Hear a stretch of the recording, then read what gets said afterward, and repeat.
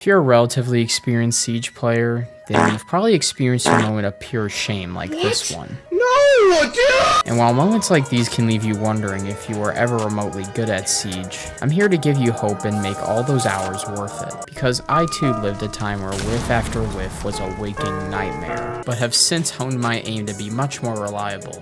But before I talk too much about the end of my journey, let's go back to the start of it all.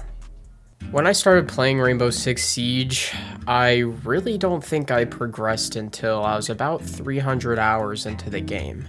Most of the time, I was just kind of messing around / having fun in the game and not really trying to learn strategies, map knowledge, or practicing game sense in any sense. The point is, I wasn't concerned with winning until much later in my Siege career, which in turn gave me very shitty aim.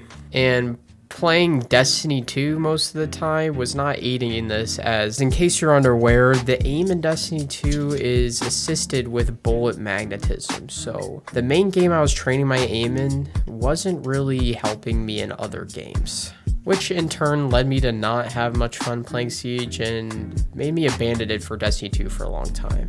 However, once the Destiny 2 ship sunk, I found myself coming to Siege, and what do you know, as soon as I was playing ranked, I was going 0-5, or just insanely negative most matches, because I could barely win any gunfights. And after I got through the denial phase of how shit I was at Siege, I realized just how much farther I had to go before my aim would be somewhat reliable. Which, once I had begun to watch other players who were really good at the game, / watch my teammates carry me through lots of ranked matches, I decided I was done being dead weight, and I was finally gonna figure out how to get good aim in Siege. So, like most people, I started out by looking up a guide. How do I get good aim in Siege? How to get aimbot aim in Siege? How to become like Spoit, etc. You get it. But naturally, this led me to the next step of downloading and buying an aim trainer, which, although I was practicing aim and learning more strategies about how to increase its effectiveness, there's one thing I hadn't looked into changing yet, which was the sensitivity I had been using for about half of my gaming career, which is around 5 to 7 years. And the problem with my sense was that I was playing, I was playing on 5,000 DPI. Yeah, okay. And listen, I have a reason for this, okay? Basically, I was kind of fucking lazy, and I only wanted to aim with my wrist. When I initially started playing PC games, I didn't have a lot of desk space, so naturally, the aim style I fell into was aiming with my wrist and not my whole arm. So to compensate for the low amount of space I had to move my mouse, I switched to an insanely high DPI that allowed me to move my mouse in far movements without actual large physical movements. Now, when I hit the stump of trying to master high sense aim, I naturally began to gravitate to sources of people with lower DPI than mine. One of those people being a friend who has long been playing Siege and hit a high rank, although he has quit the game since. Now, personally, I believe he has some of the best aim I've seen from most players. He's easily in the top 10% of aimers, and his consistency across games is something to be reckoned with. So one day I decided to bring it up, and I asked him, how are you so good at aiming? Well, essentially, he explained the idea to me that a lower sensitivity allows you to develop more muscle memory for the given space you aim with. Essentially, how I came to understand this was that the lower your sense is, the wider the movements you have to make to aim accurately. The more you have to move the various muscles in your arm, which then develops their memory for where exactly they have to move in order to aim somewhere. I know that wasn't the most graceful explanation, but I think you get what I'm trying to say. Basically, it's very similar to how you develop muscle memory for driving. The more times you steer the vehicle, step on the gas, etc., allows your body to easily recall the movement, so that way you can drive without having to think about it too much in the future. And that principle applies exactly the same into aiming. So I decided to gradually start reducing my sensitivity. I'm pretty sure when I first started changing my sense, I dropped it down to around 1200 DPI. So still a pretty significant jump, but I was committed to starting to learn this new muscle memory in order to have more accurate aim. Now, as you can expect, immediately after this change, I was pretty much no better than I had already been in Siege. But after around 3 days of playing with this sense at Siege and an aim trainer, I began to notice some level of consistency. Although not the most accurate, I was definitely developing faster movements with more muscle memory. However, there's still numerous times where my old habits would kick in and I would start to aim with my wrist and then inevitably fail because I don't have the highest sensitivity to compensate for the smaller movements. But on the upside, I was starting to notice that I had more control over more fine movements, which allowed me to pull off some more accurate shots from longer ranges. Then once I began to hit a steeper learning curve after adjusting my sense lower a few times, I began to get somewhat frustrated with the process of adapting to a lower sense. So this led me to doing a lot of research on aim training and more efficient routines to developing good muscle memory. While I was doing research within the aim community, I came across a concept known as Reconsolidation. And if you haven't heard of this before, I don't blame you because it doesn't seem that well known, but it's actually pretty simple. Basically, the way you train Reconsolidation is just using different kinds of sensitivities throughout different gaming sessions. And the idea behind this is that whenever you use a different sense for a while, your brain begins to develop some level of muscle memory for the given sense you're trying. When you do this, you're giving your brain a kind of reference point for your main sensitivity. It allows your brain to compare the old muscle memory of the sense you're trying to your main sensitivity, which gives your brain more information to distinguish the proper movement for more accurate aim. This works by forcing your brain to grow new neurons whenever you're trying a different sensitivity. Whether lower or higher, your brain still has to adapt in order to remain accurate. And when your brain goes under the stress of trying to use these difficult sensitivities, you're developing more neurons to allow your brain to distinguish the proper amount of movement required to hit a speedy, accurate shot on your main sensitivity. So when I began to use a DPI randomizer during my aim training routines, I began to notice a lot more muscle memory development whenever I was playing Siege with my new lower sense. It was actually insanely surprising to me at the time that this was working, but it makes sense when you realize that our brains are most adapted for this. As humans, we're able to abuse neuroplasticity, which is just the concept of growing new neurons and learning new skills, which I find insanely cool as I had no idea this is a thing before I tried it. And if there's one thing you should take away from this video, it's that I'd highly recommend trying different sensitivities, as every human has the ability to grow new neurons for this, and I think it'll have a huge impact on your gameplay if you give it a chance. Anyways, after I developed a more basic level muscle memory for my lower sense, I began to encounter a new problem. While I would warm up with different sensitivities before I played, my main sensitivity still wasn't perfectly consistent. As in, my flicks and tracking were not always consistent and would sometimes fail. So after I would use these random sensitivities to give myself new muscle memory, I decided it was time to hone in the new sense I had been learning by just sticking to that and aim training with the main sense. I focused on training specific habits with my main sense by focusing on certain aim training drills like angle tracking, wide flicks, micro flicks, and crosshair placement. To me, these are the most important types of aim movements in Siege, so this is what I focus on the most. However, you might have a more natural talent for these skills, so you might need to figure out what works for you. But if you don't know where to start, then I recommend trying those. Out of those habits and aim movements, I'm going to go over some of the more crucial ones that are pretty vital to having consistent aim inside Siege. Starting out with probably the most highly regarded technique, which is crosshair placement. If you talk to any pro, they'll probably tell you how important crosshair placement is, which is completely true. If there's one advantage you'll always need over your opponent, it's gonna be having your crosshair where they're gonna be as soon as they challenge you to a fight. Otherwise, if your crosshair isn't where they're at, you're giving them the chance to pretty much instantly kill you without being able to do anything about it. So if you're someone who finds yourself losing fights before you even get a chance to aim at the opponent or get your crosshair on them, although this is conventional advice, I highly recommend just walking around in target drill by just aiming at head level around the map and getting in the habit of understanding where head level is at all times. And you've probably heard this a lot of times already, but head level is always next to this little bullet and any barricade.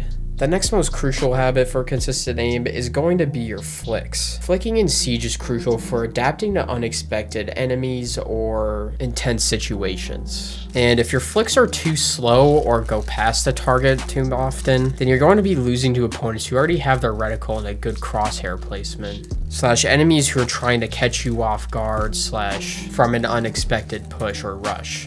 I found that the best way to train flicks comprises of 2 methods. The first being the more obvious one, where I recommend using a lower sensitivity and to do large sweeping movements in either an aim trainer or in the Siege practice range / deathmatch. You need to get your arm used to doing these large movements and knowing exactly where your mouse needs to go on the mouse pad you're using. And if you're someone using a higher sense, then I highly recommend dropping down your sense, because this will give you much finer control of aiming your mouse at a specific spot. If you're trying to fine tune the different types of flicks, like medium range flicks and micro flicks, then I highly recommend buying an aim trainer or downloading Aim Labs in order to specifically train these types of movements. Because in Siege, you're not really going to be targeting a specific range of movement with flicking. You're more so just going to be practicing reacting to enemies' movements / unexpected angles. So if you really want to get serious about that, I recommend downloading Aim Labs or trying this aim trainer I use known as Oblivity.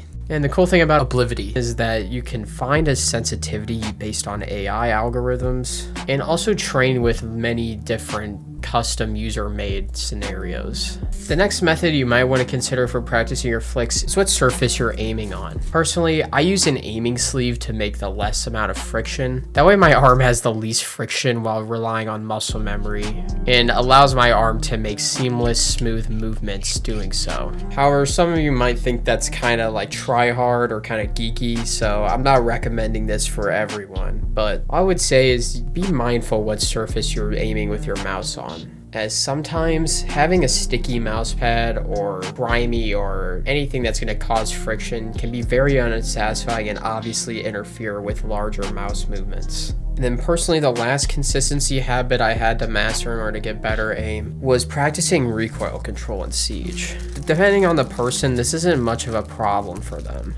However, coming from Destiny 2, most of the guns in that game don't have a ton of recoil, so it was a pretty big change for me to have to adapt to pulling down largely on some guns.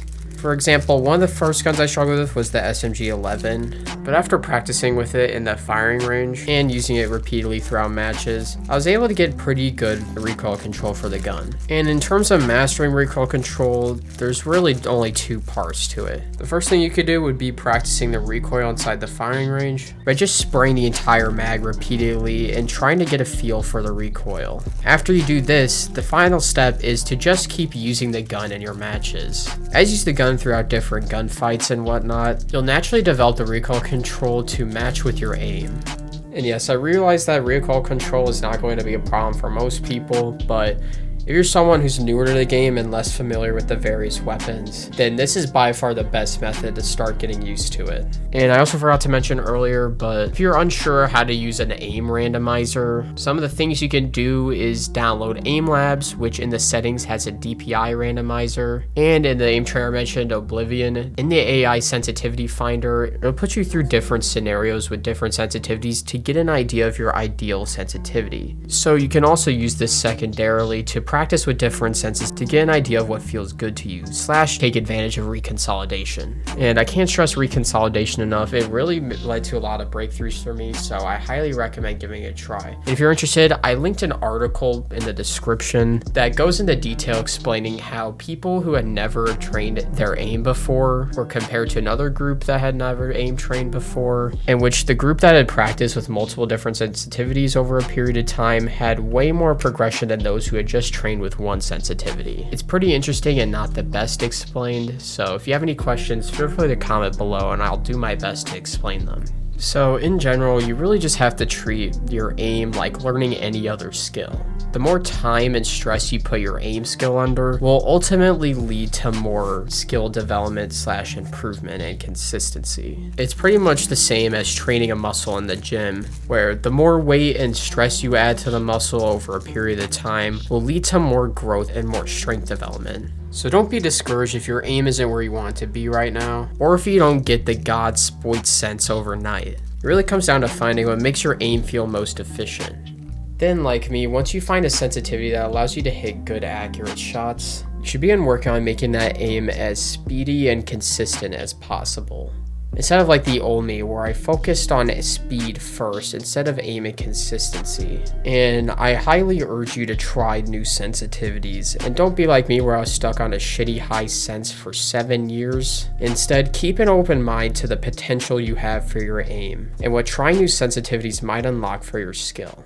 Don't tune out yet, picklers. I got some gameplay to watch while I give a few important words. If any picklers made this far in the video, I just want to let you know how grateful I am for your viewage. Fuck. It means the world for me that any of you remotely care about the videos I make, so thank you for watching from the bottom of my heart. Put a lot of time and effort into these videos, and yeah, it just means a lot that anyone cares about listening to me ramble about Siege or teach you guys something. But yeah, I'm just super grateful for all your guys' support up to this point, so if this video helped you at all, make sure to leave a comment letting me know. I'm also open to any feedback about how I edit, my video topics, or anything in general, and I read all the comments, and I really enjoy just talking to you guys about anything, so if anything's on your mind, feel free to leave it below. And if you're a long-time pickler, you probably noticed that my upload schedule is a little weird. I mean, it's been hard trying to balance my editing workload along with the fact that I was sick last week, which is why this video's up this week. But in general, I'm still just figuring out this whole YouTube thing, but I'm really enjoying it. So thank you guys for the support. And just to quickly mention a couple other things, I do have a Discord if you want to join. We can play on stream or off stream anytime you want. So if you're looking for someone to play with, feel free to join up and you might meet some people you don't know. And I'm always open to interacting with you guys or playing with you, so don't be scared to join.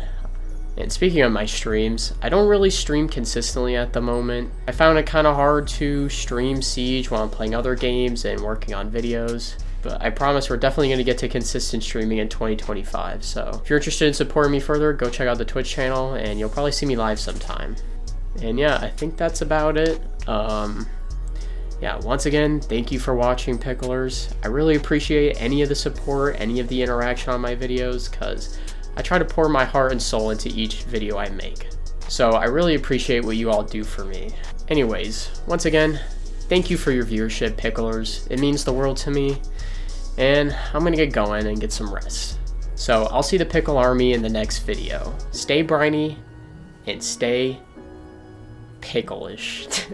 Peace, picklers. See you in the next one.